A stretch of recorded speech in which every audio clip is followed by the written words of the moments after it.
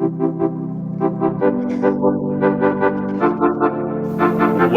to Titan HST's Business Continuity Today, hosted by Todd DeVoe, where planning meets reality.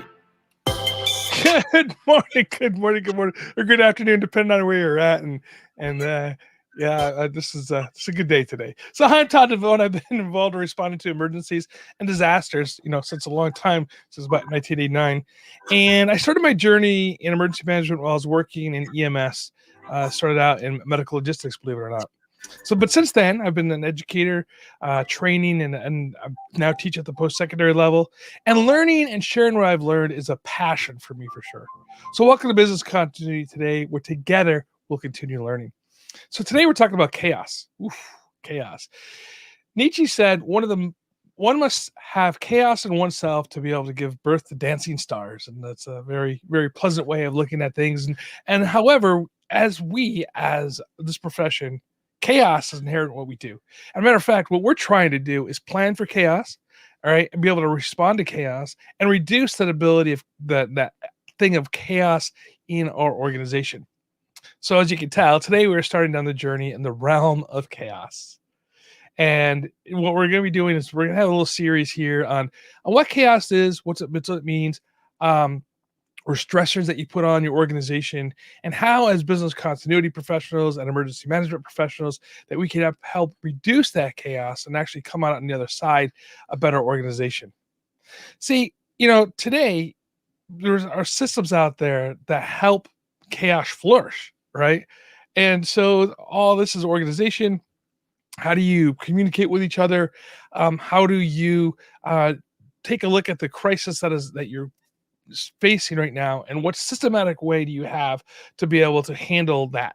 And there are a couple things that we do wrong, specifically when we are facing a crisis, and we tend to bring ourselves inside, right? What I mean by that is organizations tend to build the wall and build silos amongst their business divisions to try to deal with the issue, whether it is an economic downturn where you're starting to see budget cuts and things like this, which can cause problems within the organization, or if it's a communications crisis thing that's going on, say a problem within your organization, such as somebody who's been charged in the C-suite with a crime, or being sued, or something that's been publicly made available that is all over the news, and your organization is under the microscope. And how do you react to that? And in this case, sometimes, like I said, people create these silos. So one of the things that we have to work on prior to an event occurring is breaking those silo departments down, right? Breaking those pipelines that are there. It's really easy to do this. And so what happens with these silos specifically is there's a culture that's created in each division or each department, which is separate from each other. And it's not a corporate culture. It's not the company culture. It's not the entity culture. It's the culture of each department. And in some cases that could be good, right? You create teamwork and things like this among those departments. During crisis, it can be really bad, because then it becomes us against them, and it is not it is not a one approach to dealing with that particular event, right? Whether it's like I said, a physical threat, like such an earthquake or a fire or something like this, or if it's a threat that's coming from, like I said, an economic downturn, you need to have all the departments working together. So part of the thing that you do as business continuity professionals and even emergency managers at local government is having the departments working together. And we do this through training and through education, right? But we also do this by bringing department heads together in the room, department members together, and having them actually do different jobs amongst that. Say in the say EOC training, for instance, have them do different jobs and not sit together in their groups, and have them sit with other members of other departments to work together through problems. And working through problem-based solutions in these exercises really builds the teamwork on that table with other departments, and helps break that silo down. And then the other thing too is, outside of this and the training and get people getting to know each other, you have to have leadership with the courage and the consistency to be able to walk through these crisis times, right? It really does put a crisis coming in, the chaos that comes in really does put stressors on the individual workers, right? The departments themselves, the organization themselves, and on the other side of that crisis that occurs, and this is why I like that concept from Nietzsche saying one must still have chaos in oneself to be able to give birth to dancing stars, because organizations that make their way through this chaotic situation, this crisis that comes onto them, this the bad, if you will, they come through on the other side stronger. And that's when we start getting into the concepts that Taleb has with the idea of anti-fragility, right? And the ability that this crisis or this issue isn't just something that you can be um, prepared for and come out on the other side being back to normal, right? In that sense of normalcy, what this crisis or the chaos can do for your organization is actually make you be stronger, right? And make you be more robust at the end and makes you become anti fragile.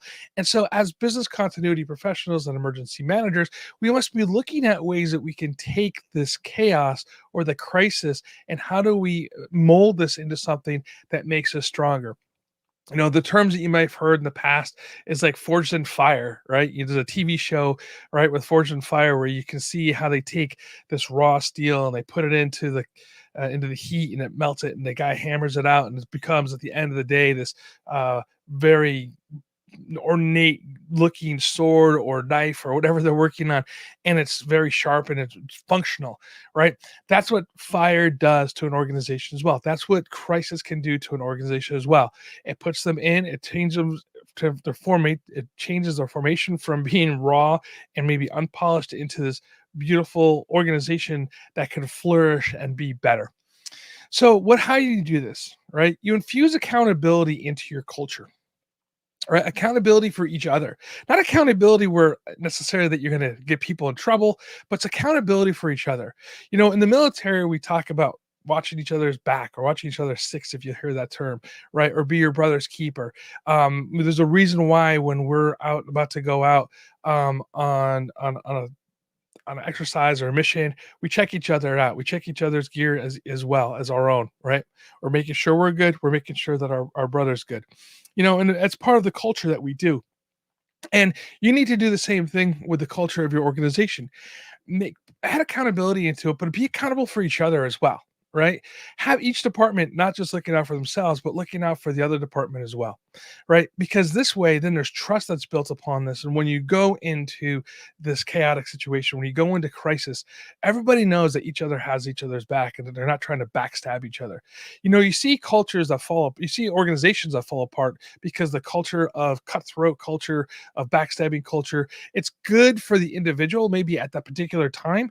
And even if that person rises up into management, there's no trust specifically for that person, and it really at the end of the day erodes the foundation of the organization. So creating that culture of accountability, creating that culture of trust is very important.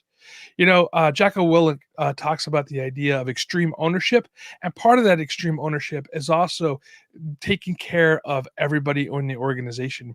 And so I think if everybody owns a little piece of what they're doing, the extreme ownership on that, and as an organization that you have the extreme ownership of taking care of your people, that creates that accountability culture, and it also creates that culture of taking care of each other. And leads into leading your people out of chaos, out of the chaos addiction. Yes, you hear police officers, firefighters, EMS, military guys, pilots, that can be addicted. You hear these terms. It sounds like an addiction to the adrenaline, and so that is the same thing with addiction to the chaos, because you can get into the point to where chaos becomes, or the crisis becomes, something that you identify with, and it becomes something that you need to have to go forward. And what you have to do as a leader is be able to move from, right, that chaotic situation, that crisis situation, and move into a functional system that does not rely upon the crisis to bring people together. Because in disaster, people will come together, right? But how do you keep them together after the threat is over? And that is where leadership comes into play. And you have to be able to lead people in it's almost harder, I think, in some cases, to lead people without that pressure of the chaos, without the pressure of the crisis on top of them, because people get addicted to that pressure that's on top of them. And now, as we are moving out of COVID, and as we're moving into a realm of what's next, right? The new normal, if you will. Organizations are going to have to figure out, how do we keep our team together, moving in the right direction when that threat is no longer there. And that's a really hard thing to do at times. And during this series that we're doing, we'll get a little deeper into leading your people out of chaos. I want to really dive deep into this one too. And then we'll end up with unlocking new levels of success. And what does that mean? Right. And again, it kind of goes into leading out of chaos and what's the next thing, that's the next steps that you're going to have.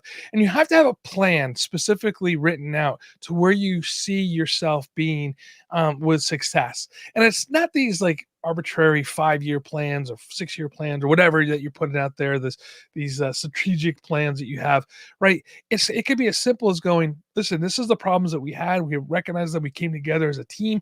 How do we keep that success going forward? And writing it out and working with everybody in the group to say, this is where we are, this is where we want to be, and what is the roadmap to getting there. And I actually like the idea of a roadmap more than the idea of that like strategic plan. And the reason why I like the concept of the roadmap instead is because, like, if you travel, right, the road maps are there, they're all over the place. And obviously you see that, you take a look at your Google Maps, if you will, and you see that the road ahead is a little clogged, there's been an accident or something. And how do you reroute, right? And road maps allow you to reroute around those roadblocks that come up, around those accidents, if you will, downstream. And where a strategic plan, seems like you're marching forward and doesn't make a difference what happens, you're still going to go forward. Road mapping allows you to reroute, if you will, around those problems that are there, and to keep your organization out of chaos and out of crisis. Next week we'll be talking a little bit more about each of these areas and a little bit deeper dives into it, right? And at the end of the day, as organizations and as business continuity and emergency management leaders, we have to help lead our organizations out of these crises. So thank you for being with us today, and please visit Titan HST for all your communication needs. And remember, follow us on your favorite podcast player, Facebook, YouTube, Twitter. And, honestly, please go in there and give us a nice review. 5 stars would be great. Give us a couple thumbs up there on the Facebook and here on LinkedIn as well. Until next week, stay safe, stay hydrated.